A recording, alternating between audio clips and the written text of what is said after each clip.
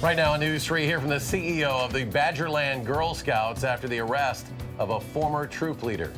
And Governor Walker signs 3 controversial lame duck bills into law. We'll hear from him and have reaction from the governor-elect. And a federal judge in Texas strikes down the Affordable Care Act. The reason behind that decision and what's next for the millions of Americans who use it. Straight ahead. This is News 3 at 10. Before we get to those stories, we have some breaking news. Crews are just clearing the scene of a gas leak in Monona. The fire department says an outdoor gas meter was damaged, prompting the leak. The Jimmy John's and Noodles restaurants on Monona Drive were evacuated for about an hour. Madison Gas and Electric was called to the scene as the gas was approaching dangerous levels. About 15 minutes ago, the gas was shut off and everyone was allowed back into the buildings. Police have arrested a now former Sun Prairie Girl Scout troop leader on suspicion of sexually assaulting a child. Tonight, the organization is responding. News 3's Adam Duxter spoke with the Badgerland Girl Scouts CEO, and he joins us in our newsroom with more tonight. Adam? Well, Eric and Charlotte, Stephen Faust was a Girl Scout troop leader for years, but was arrested today following a weeks-long investigation, leaving the Girl Scout community struggling to make sense of what happened. Today, police arrested Stephen Faust of Sun Prairie in connection with multiple acts of alleged sexual assault on a child. The 49-year-old was serving as a Girl Scout troop leader at the time, and today we spoke with the CEO of Girl Scouts for Wisconsin. We're working really hard to reach out and meet people where they are, to offer resources to those affected. Henderson says Faust was immediately terminated from his position when she became aware of the arrest and says precautions are already in place to prevent things like this from happening to begin with. Safety is always our #1 priority, and we work very hard at the Girl Scouts to ensure that they are in a safe environment. Scouts require 2 adult volunteers, one of which has to be female, to be present with children at all times. Henderson says the latest news hurts the entire organization. And when something bad happens, we all feel that. That's one of the values of being an organization that relies on relationships. But says now the organization is working as hard as it can to heal. One of the things that's really important is that girls and the adults in their lives understand that when bad things happen, and they do, that there's a place and a way to heal from that. The Sun Prairie Police Department said that their investigation found that Faust had been talking online with multiple girls through social media. They say their investigation is still ongoing and say if you have any information to contact them directly. You can find that number on our website, channel3000.com. Adam Duxter reporting tonight. Adam, thank you. New tonight, a federal judge in Texas says the Affordable Care Act's individual coverage mandate is unconstitutional and that the rest of the law must also fall. The judge sided with the argument put forward by a coalition of Republican governors and attorneys general, including Wisconsin, that Obamacare could no longer stand now that there's no penalty for Americans who don't buy insurance. But with appeals forthcoming, the ruling is not expected to immediately affect the millions of Americans signing up for coverage. Governor Walker has signed 3 controversial lame duck bills into law, one of which blocks Governor-elect Tony Evers from withdrawing Wisconsin from that lawsuit challenging the Affordable Care Act. He signed them in public during an event this afternoon in Green Bay. The bills strip powers from the incoming Democratic governor and attorney general and limit early voting in Wisconsin. Democrats and some Republicans encourage the governor to veto the measures to avoid tarnishing his legacy after he leaves office. Governor Walker dismissed those comments and said the bills guarantee transparency. These bills don't change that legacy, and these bills don't fundamentally change the power of not just the next governor, but any governor thereafter going forward. They just make sure that we have transparency, accountability, that we always look to protect the taxpayers, and that we have a sense of stability going forward in state government, and that's why I'm pleased to sign all 3 of those into law. Governor-elect Tony Evers was quick to respond to the bills being signed. He wrote, "The people demanded a change November 6th, and they asked us to solve problems, not pick petty political fights." Evers held a news conference shortly after those bills were signed into law. I know Governor Walker spent a lot of time talking about his legacy over the last couple days, and frankly, he has chosen to make this part of his legacy too. People will remember that he took a stand that was not reflective of this last election. Governor-elect Evers says he's reviewing his options moving forward. A group run by former Democratic U.S. Attorney General Eric Holder says it is already planning legal action. Bill Krause, the longtime Wisconsin Republican strategist, has passed away. He was a top aide to Governor Lee Sherman Dreyfus and helped Governor Warren Knowles win 3 times. Krause later served as co-chair of Common Cause Wisconsin for more than 20 years. Bill Krause died this morning at his home in Madison. He was 92 years old. Let's turn things over to weather now. Meteorologist Dave Caulfield is in the backyard patio with a look at our first alert forecast. Dave? Well, Charlotte, things have turned chilly after temperatures reached the low 40s for highs under plenty of sunshine this afternoon, but mostly clear skies, and that sun going away really allowed those temperatures to cool off quite quickly. A live look in Madison at those mostly clear skies on the WISC-TV Skycam, down to 25 degrees with calm winds. That humidity is rather high. And not out of the question that some areas of patchy dense fog form tonight into tomorrow. And actually, we do have some areas of dense fog south and east of Dane County, namely Janesville, with visibility of a quarter of a mile at the airport.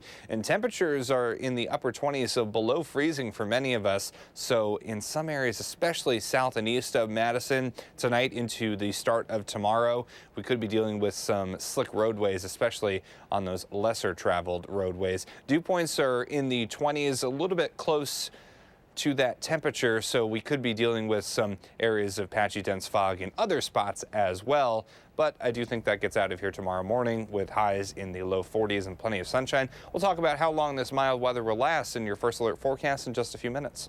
Thank you, Dave. The man accused in a number of downtown and campus assaults and attempted kidnappings has reached a plea agreement with Dane County prosecutors. 31-year-old Coleman Chung was accused of trying to force a woman into his trunk, striking one victim with a hatchet, and sexual assault.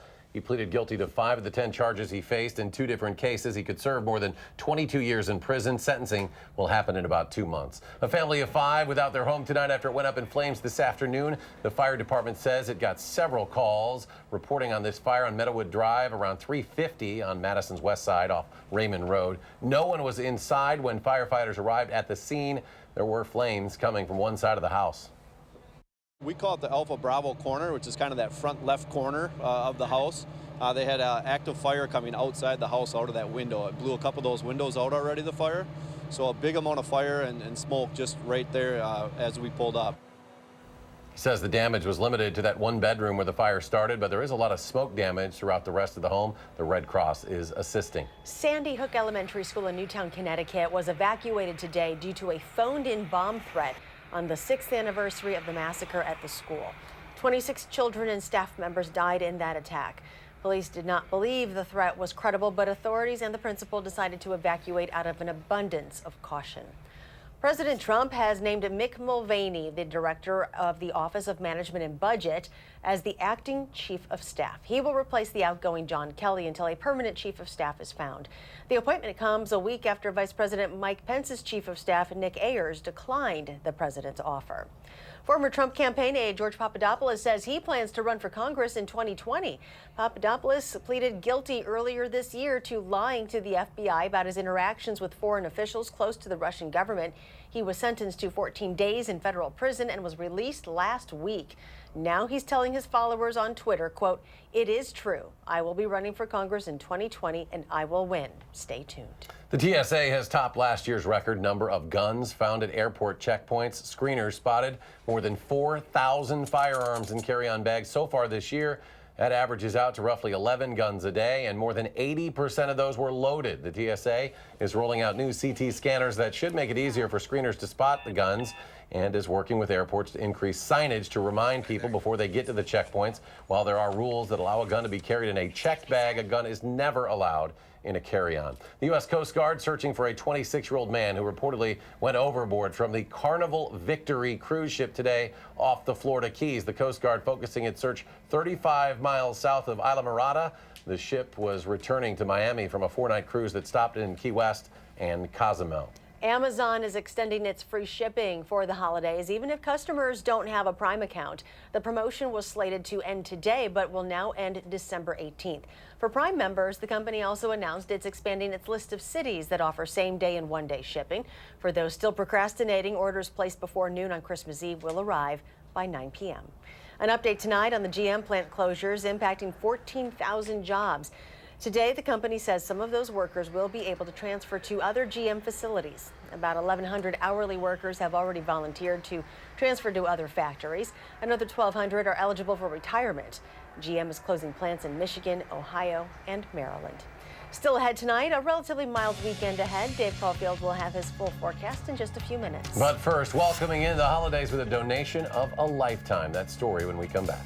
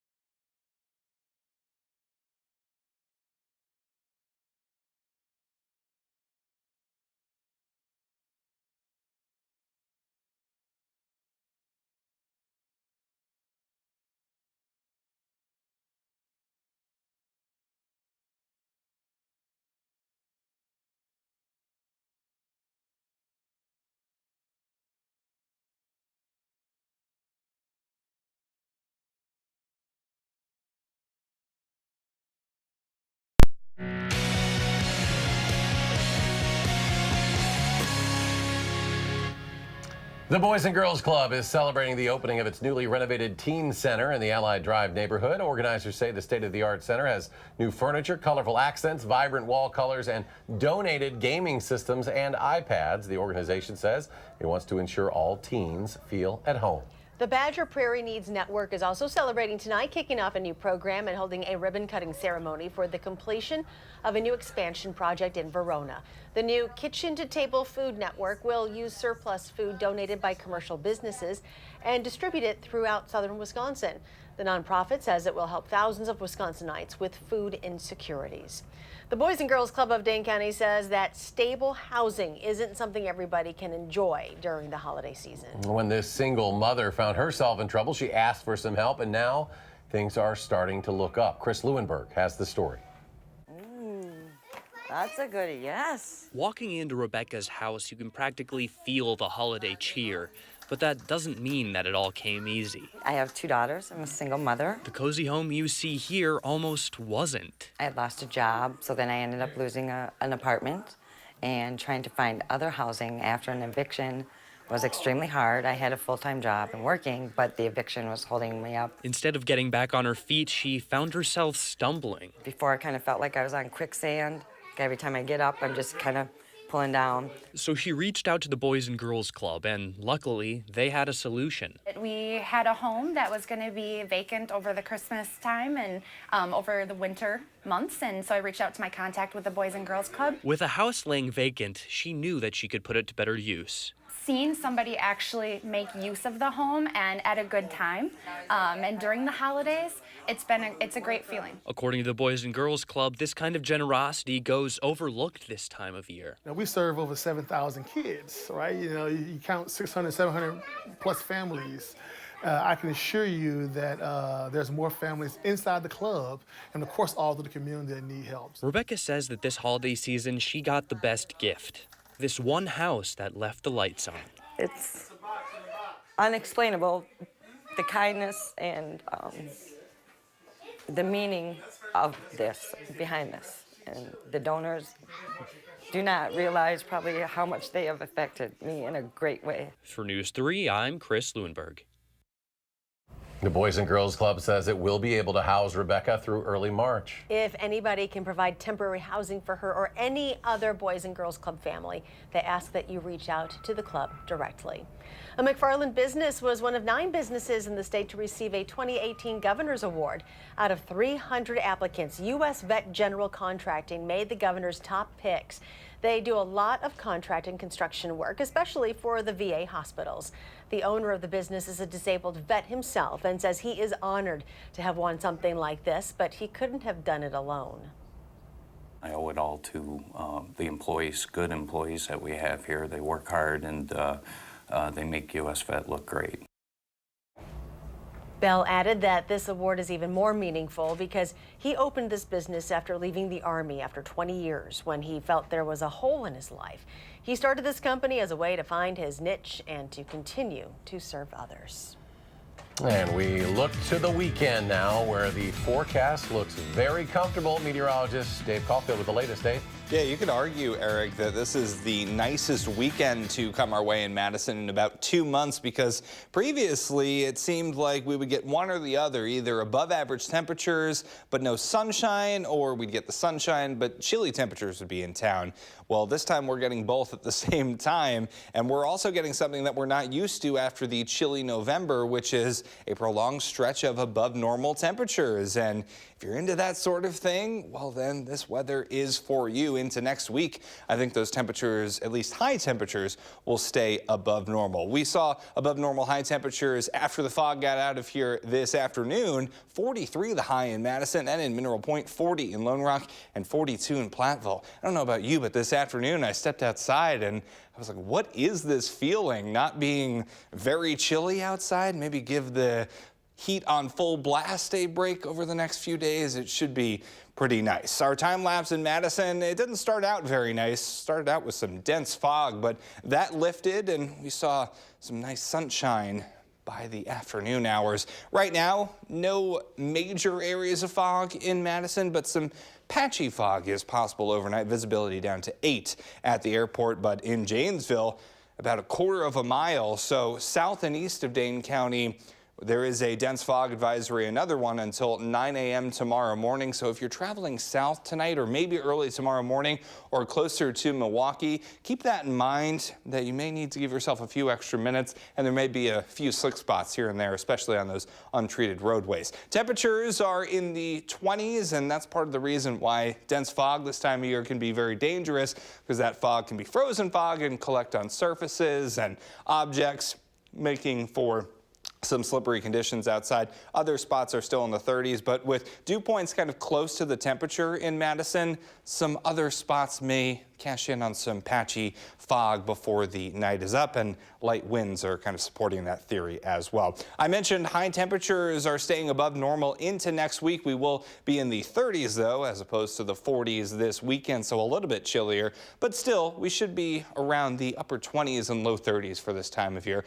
Really don't think we're going to see that for quite some time. Overnight, patchy fog is possible, mostly clear, staying relatively quiet otherwise, with temperatures in the low 20s. Tomorrow, mostly sunny and mild. wild. I think those highs will make another run into the low 40s. An extended stay in the 40s is possible for most of us this weekend. So future track is staying pretty calm. Winds are staying pretty calm with high pressure firmly in control. So once we get the fog out of here tomorrow, we'll be in the low 40s for highs. And a similar story, maybe with a few more clouds.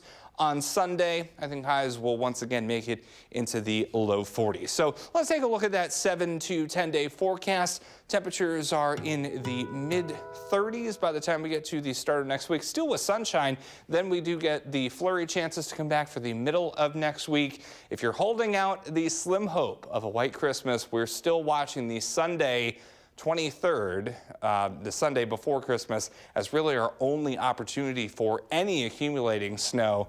And right now, those chances are looking slimmer by the moment, but I'll keep my fingers crossed for those out there. There is such a thing as a Christmas miracle. Exactly. It's a time of hope outside. I'm fine if it's just that, that's the 23rd, right? That you got maybe some snow in the forecast. I'm good with just a little, like an inch or two of snow the day before. And then stop. And then that's all we need. It melts, we go back to 75 degrees on the 26th. There we go. That'd be great. I'll be good. This weekend looks fantastic, though. Yes. Get that shopping done if you have it. Oh, absolutely. Thank you. Big showdown in the Big 8 tonight. We'll have the highlights of the post-game report coming up. Stay tuned for sports.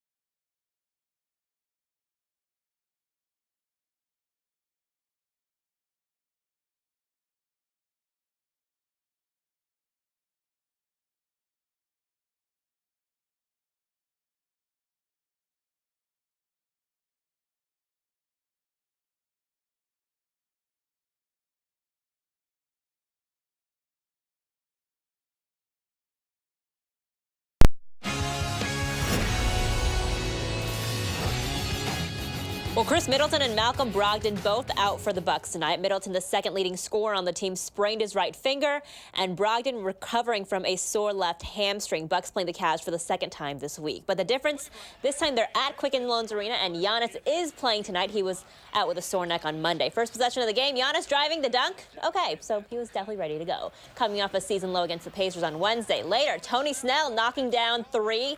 Bucks led by a lot for most of this game, and some more from the Giannis highlight reel this time. The alley-oop slam dunk. Giannis with 44 points tonight, tying a career high. Bucks win 114-102. Five-way tie for first place in the Big Eight. Two of those teams facing each other tonight. Memorial at Verona. First half, Charlotte's sweet. The long 2 there. And then later, Verona's Aaliyah Smith driving and 1. Wildcats take the lead thanks to the free throw. Up 1 at the half. In the second, it would be Smith again. This time she steps back, pulls up from way downtown.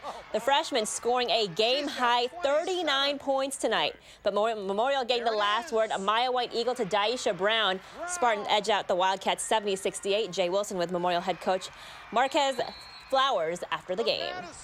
What a game it was, and Madison Memorial comes away with a 70-68 win, and head coach Marcus Flowers. There were so many times when your guys could have gone the wrong way, but they never did. How did they do it? It's a veteran group. I mean, most of these guys have been on varsity. This is their 3rd year now since they were either sophomores or freshmen. And so we've been through a lot of games like this. Last year we played these guys 3 overtimes. So they've been in it before. They kind of know how to handle themselves. They know what to expect. We work on it, obviously, daily in practice. We do situations and try and process, in this situation, how we want to play things. And so they've been schooled through it. Well, tight end Jimmy Graham hasn't had the best year touchdown-wise. He has 2 on the season, his fewest number of scores since 2015 when he was on the Seahawks. Now, despite that, he is quietly going about his business, if you will. His receiving yardage does add up with a total of 549 yards on the lower end of his career average. But he's still waiting for his breakout game with Green Bay and says he'll keep putting his best effort out there, whether he's in a Packers uniform or not next season. Yeah, you know, I mean, I've always dominated everywhere I went. You know, obviously, haven't done that yet here. So it'd be nice to get the opportunity to do it. You know, come back and, you know, maybe, you know, just I'm kind of more comfortable here. But, you know, I'm gonna give my all, no matter what's asked of me, anywhere I go or if I stay here.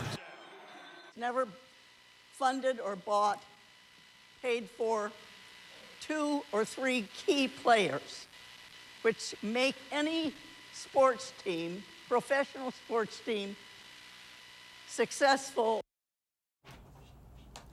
That, ladies and gentlemen, is 90-year-old Greta Rogers, whose speech to the Phoenix City Council has gone viral. She wanted to give Suns owner Robert Sarver a piece of her mind before the city was supposed to vote to give the team $150 million in public money for arena renovations.